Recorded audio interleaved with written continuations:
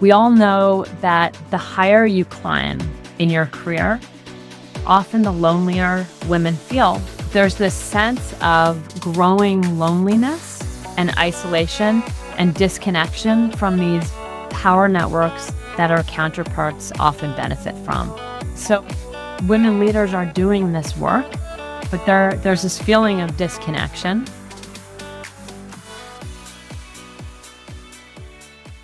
Hi, everyone. This is Katana Abbott, and welcome to Smart Women Talk.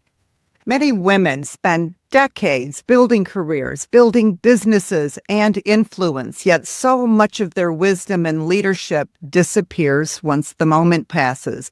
A keynote is given, a podcast interview ends, and then poof, it's all gone. So what if there was a way to capture, connect, and preserve the work of women leaders so that their influence could continue to grow and inspire others? Today, we're exploring that idea with Kristin Thomas. She is founder and CEO of Marble Collective, which is an innovative platform that's designed to centralize and to elevate the work of extraordinary women leaders. Kristin, welcome to Smart Women Talk. Thank you so much, Katana. I'm so excited to be here. We had the pleasure of spending a little bit of time getting connected before we started this, and I'm thrilled with that because you have such an interesting story. You started out in real estate in New York City and working with these high-profile clients. And then something happened. There was a moment where you realized that something was broken. Can you talk about that? Sure. Yes. I've been in luxury real estate in New York City for about 2 decades. I went into it very early, soon after college, and it is a grind. And throughout my career, I had the opportunity to work with high profile, high net worth individuals because of the nature of luxury real estate in New York City through one of the most often biggest and most intense transactions of their life. So I really learned to build trust quickly. In many ways, I was their therapist. I got to know their whole family, their finances, and we had this focused 3 or 4 month period where we were talking every single day. And it gave me this insight and into building relationships with these individuals who had worked really hard to build big career and success. And I thought about that a lot. I had access to this through this career that I was in. And it led me to love seeing, especially women leaders up on stages. If I was walking around the city without a client, I'd probably be listening to a podcast, listening to some inspiring woman or founder tell her story. And as COVID began to hit and the real estate market shut down, it was the first time in my life and my career when I wasn't grinding in real estate. I was forced to stop. It was this moment of peace that allowed me to think, and the creative juices started flowing. And the idea for Marble really just poured out of me. And the idea was really to take the life's work and legacies of remarkable women leaders, from founders to C-suite executives, to political leaders, to athletes, and create this centralized access point so that the world could first find them and then follow them and their life's work and career forward without the requirement of constant self-promotion of social media. And women, I don't care how wealthy or famous they are, most women do not like to self-promote. I agree. And from everything that I've learned, I think we're focused on doing the work.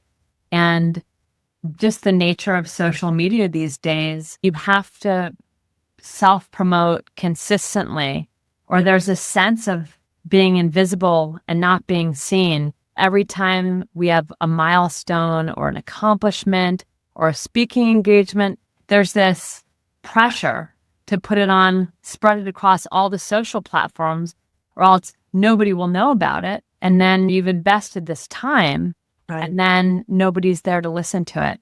So it's the model of self-promotion and being visible today. So I wanted to shift that requirement. And what I did is I realized we have podcasts and articles and lectures and videos. I know your podcast is on YouTube. So there's all this content and it's scattered across the internet. And a lot of times it does populate on social media when the algorithms choose to show it to you. But I wanted to automate that whole system so that as an ambitious professional like myself, I could get plugged into those women I hear on podcasts or see on stages or read about in the news and follow their career going forward to cut through the noise of the media inundation that we all experience every day and just have a place to find inspiring, informative media and information. You've said that Marble Collective is like a glass house. Tell us about that. I'd love to hear more about what that means. So in building Marble, I've had the honor of being able to talk to well over 300 women one-on-one and just talk to them about their work and how they self-promote and all the social media and how they make it work. And even in the communities that they're a part of. We all know that the higher you climb in your career, often the lonelier women feel because they're very often the only in the room, right? There's this sense of growing loneliness and isolation and disconnection from these power networks that our counterparts often benefit from.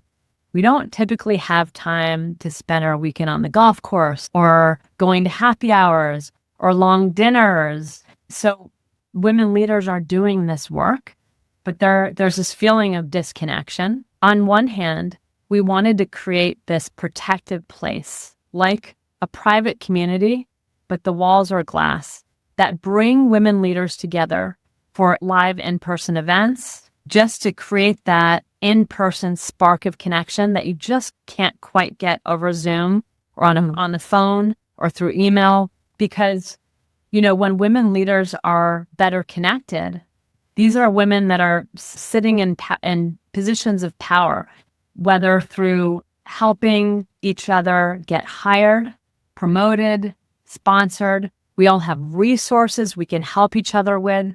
So we wanted to create this power network that connected women leaders with each other. And unlike private communities for women leaders, our walls are glass. And what that means is, it means that anybody in the world, from a student in a third world country to an ambitious professional just graduating from Harvard in the United States, to a woman in her late 30s or 40s who are building a big career, to come to Marble Collective, find women leaders fast and efficiently. That's just how we've built our platform. You can go there, you can search by industry, geography, expertise, and find this curated list of women leaders and then get plugged into them and follow them. So you never miss another panel discussion, event that they're featured in, a keynote speech, a podcast interview, or news. So any woman can just go in and search these women and find the category. So if they're looking for career or finance or doing something like healthcare, and they can go and search that category and see who the women leaders are in that area. And then then they will catch all their speeches and their podcasts, and what other types of things will they be learning from them? Yes, exactly. So we're making it really easy to come to Marble to quickly and efficiently pull up this top 0.05% of women leaders who are curated, who are vetted as really at the forefront of leadership and innovation in that sector. So we have an AI automated and built profile that gives a woman leader the ability to be onboarded onto Marble within about 60 seconds. All of her press, podcasts, videos, and lectures are gathered from across the internet, even if it's 2 decades of her career, and pulled into a centralized public-facing, digital portfolio that's also searchable and AI-powered. and a profile. So you can come and you can explore her life's work. You can see the trajectory of her career. And it's a place to really study the careers of women who are really at the top of their fields and then follow them and get plugged into them. We are building and launching soon a feed that will take all the women that you're following, and even you can follow all the women on Marble actually, and it will populate all of their news and podcasts. So you can come here in the morning when you're thinking, I've got 30 minutes to go on a walk or a jog. What podcast should I listen to? Because I know there's so many great podcast episodes out there, but it's hard to find the one that you want to listen to or vetted. So you can find that podcast or that article about these women leaders that you're following in the morning. And then also, in addition to media about them and featuring them, we're giving all of our women leaders what we call a library. And they can save and share the articles that they think are interesting, the podcasts they've listened to, they think are relative and worth listening to, the lectures and the videos and even events they're going to be in. So it's not just media about them. It's also a curated media feed that's built by really smart women at the top of their careers. So we can cut through the noise of the news and media inundation and find a curated recommendation list by women we trust. Kristin, this is so important because one of the things that I always recommend women to do is to find a mentor. It takes 10 years or 10,000 hours to become an expert in your field, and you can shorten it with a coach, with a mentor. It doesn't have to be a live person that you're meeting with. It can be someone that you follow. It can be a course, it can be a class, but so often financially that's out of reach for women. And so with this, women can learn, not only follow that person, but what are the things that they love, that they learn from, that they respect, and then they can follow and learn from that as well. I'm so glad you brought this up because this is one of the core things that really lights me up in what we're building. In talking to these women leaders, I haven't met one that doesn't find mentorship something that they want to do and meaningful. The issue is they don't have the time. And the return on investment in finding one or two mentors is great for that mentor, but there's so many women out there who could benefit from that mentorship. And really, with the lack of time that we all have, women leaders have even less time. They've poured all this work into building their careers. They probably worked 10 times harder than their counterparts because they also manage the majority of household responsibilities, typically child rearing, and they're building this big career, which leaves negative time for themselves. So what we wanted to do is we wanted to take the assets that they've invested in creating, like a podcast episode or a talk or a panel or a piece they've written, and gather them and centralize them so that they can continue to give back to a sea of mentees versus the one-on-one mentorship, which it's nice to have, but it's really hard to find. And it's a missed opportunity. So I like to think of Marble as a mentorship at scale platform that protects and preserves the wisdom and insights of women leaders and enables them to role model at scale. Oh, how wonderful. Was this part of your original idea, or was this something that evolved?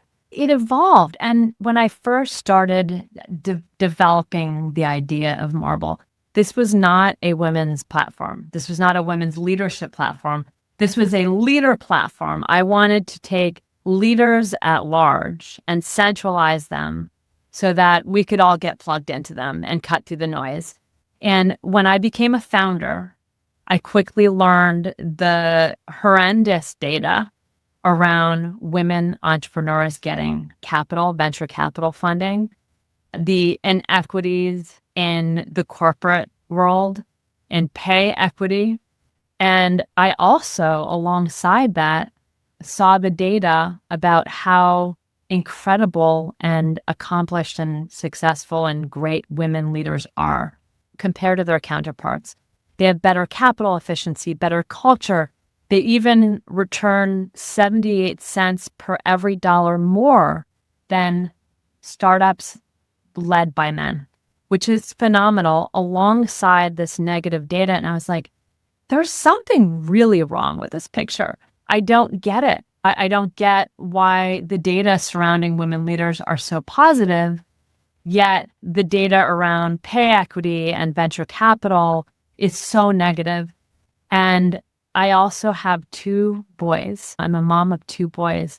And I was a big believer in the nurture idea about parenting. But when I had 2 boys, I realized very quickly that the nature runs strong. And we're all on some sort of spectrum, but in most cases, the male brain is so different, works so differently than the female brain. And that's a positive, wonderful thing. And when you take the 2 and you put them together, you really have this incredible leadership structure. And I became very passionate about helping us get to that equity because I knew that it would be a good thing for the world. And I decided this is not going to be a platform for men and women. This is going to be a platform that captures the life's work, the stories, the brilliance, the insights and knowledge about women leaders, how they think differently, why they're so good at being leaders. And then the AI wave happened, and now AI is exploding. And fortunately, I think we're really well positioned to really lean into that because we have this collective of media that is purely women leadership. So when you have that collective of data that's purely women leadership, AI models can consume that pure data. And there's a lot that we can do with that to help shift the narrative and to give the world a place to come that's a language learning model, an LLM, that's just trained on women leadership. You talked about how there's so few women at the top. And we interviewed Marcia Dawood, some people probably remember who have seen her show on angel investing and how the women get so little of the pie for the angel investing funding. So what would love to know from you is that when I was working in corporate, I often saw competition between women. When I worked with entrepreneur women, it was more collaboration. So what are you seeing now by pulling this program together? And have you seen some kind of transformation from women being in a program like this where they see that it could be a lot different? And I'd love to hear if you've seen anything interesting, any interesting stories you want to share about that whole concept. Yeah, thank you for asking. Marcia Dawood is wonderful. She's actually one of Marble Collective's core investors. She was one of our earliest advocates, and I loved her story because she is a big advocate and a believer that women can use their own capital, whether it's a small check or a large check, to invest in the future and the innovations that we want to see. So she's invested in over 50 women-led companies herself. So she's taking her own capital and making investments to help the companies that wouldn't get funding otherwise see the light of day, because there's so much innovation that never sees the light of day because they don't get the funding they need to make it to the next level. And I've thought a lot about this as what is the issue? There's data saying that women-led ventures return more to their investors by a lot than male-led companies. So why isn't every venture capital firm running to invest in women?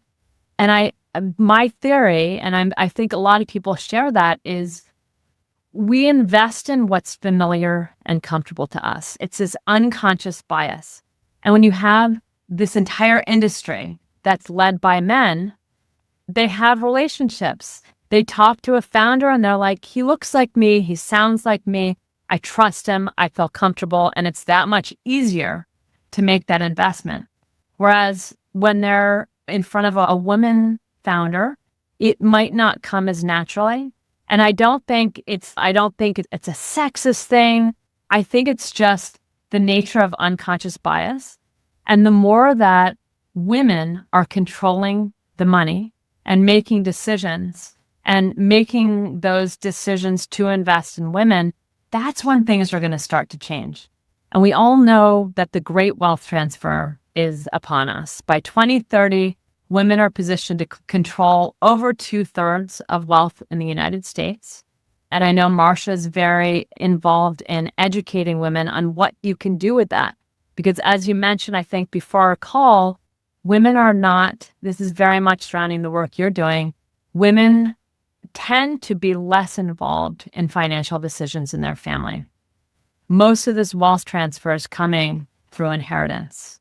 When women come into this new wealth and they have these assets that they're in control of, it's an uncomfortable thing to get involved. And I think what the women in Marble that I've been connecting with, we're really trying to get out there and educate women on the power they have, whether it's a small check or a large check, to start investing in women and to start investing in the future that they want to see. Wow. So have you seen women doing more collaboration through your program just by being involved in this? So we've now had a few amazing events where we put women in the room together. 75% of the room are our investors, which is actually a really cool story. Speaking of the lack of venture capital going to women, I heard the negative data and I knew we needed to raise capital. And I thought to myself, I have this group of 300 very successful women leaders that have come behind us as founding members. So instead of going out and raising venture capital or going to angels outside of Marble, we did an exclusive private raise just through our members. 75 stepped forward and invested, and we were oversubscribed by 50%, which is a great story that I love to tell because it shows women that they have this power to invest in the things that they want to invest in. And investing in Marble is very much investing in amplifying women leadership so that more of us have access to it. We're going to market this spring. We're onboarding our 300 founding members. It's open access to anybody in the world. And what I hope to see is women leaders being better connected so that they can share resources and information, know what each other are up to and doing, mirroring those social networks that men enjoy on the golf course and happy hours, but in a different way. This is a platform we want to bring women together in person, but the in-between is really disjointed and inefficient. You meet somebody amazing, another woman leader, or you go to a curated dinner. Next day, it's really hard to stay plugged into them. We have email, we have social media that requires self-promotion, which we all don't love. It requires the algorithm to make sure that we see their posts. So we wanted to create this much easier system for women leaders to stay plugged into each other and know what each other are up to, especially the ones they meet and know. Then, everybody else, you see somebody up on stage or in a podcast, then what? You can follow them on social media. I want to know when they're in a podcast interview again. I want to know when they write an article or a blog or they have a big press release. And there's really no way to do that right now without the self-promotion. So hopefully Marble ties us all together.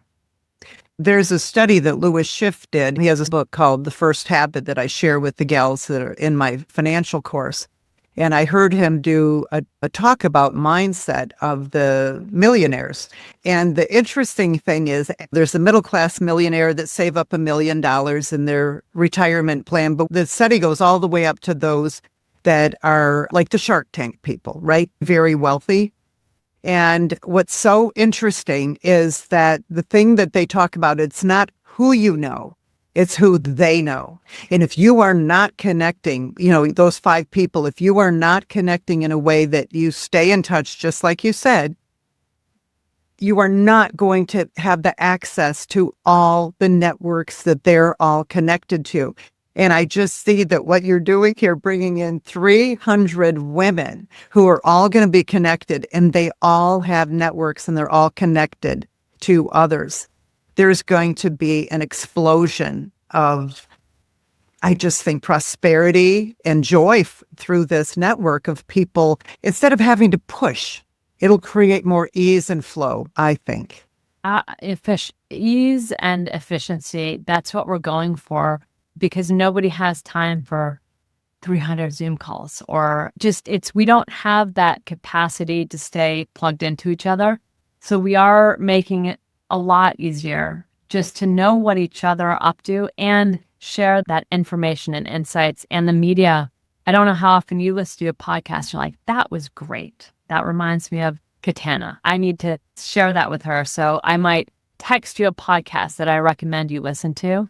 This is making it that much more efficient. I can drop it into another woman leader's to listen to folder, and she can go there in the morning and see all the media recommendations. It's a way to stay up to date with what each other are doing and building, but also to share resources and information to help us all weed through the noise of media and news and social media. Because we can all be so overwhelmed by all these different platforms. Yeah, exactly. And they're addictive. They're designed to addict us. And they distract you. Their business model is our attention. It's an attention economy. So they are spending millions and millions of dollars to do everything they can to keep us on their social platforms, fighting for our attention for that extra minute, and that doesn't serve us. We go there for one thing and we end up getting sucked into videos that have nothing to do with what we wanted. So we're trying to create this safe, clean, focused place where you can come for inspiration and learning from women that you trust. Yeah, I am so excited. I'm so thrilled that you came here today and that you shared this. Is there a way that they can come and learn more about Marble Collective now before you launch, or do you have a way for them to connect? Yeah, our public website is marblecollective.com. And I encourage anybody who's interested to go there, learn a little bit more about what we're doing, sign up for our newsletter, because we're going to be releasing new features and new women leaders every single week. So get plugged in. As soon as we do our public launch, anybody in the world can go to Marble and start playing around and searching for women leaders. And we'll be launching an insider tier for ambitious professionals who really want to get the full benefits of getting plugged into a curated list of leaders that will launch a little bit later this year, where you'll be able to see a woman leader on TV or up on stage or in a podcast, and then never miss another appearance or news or the media, the curated Oprah's book club of all media that she's reading and consuming and listening to. I love that, because then when you're looking for something, you can stay focused and not get distracted by algorithms. So it's just brilliant. I love it. Would you like to share a Smart Women tip with the listeners? Sure. Just because it's so relevant to what we're talking about. When we launch our public access point to Marble Collective, come to Marble, play around, find some inspiring women leaders who light you up, and get plugged into them. And when you pick up your phone and you think about going on the popular social platforms that are out today, pause and maybe come to Marble instead, because what we're promising is an inspiration feed that's there to give you targeted information to inspire you and help educate you versus suck your time. And we know how important it is, because our thoughts create a reality. Exactly. Who you surround yourself with is very much informative of your own thinking. So come to Marble, surround yourself with really smart and inspiring women, and elevate your thinking. Kristin Thomas, thank you so much for being here today. Thank you so much, Katana. It was so much fun. You've been an inspiration. Thank you. And everyone, if you'd like to join Smart Women, go to smartwomen.com and you'll know who is going to be on the show. You'll be invited to our programs when they begin. And until the next show, go out and live with more purpose, passion, and prosperity.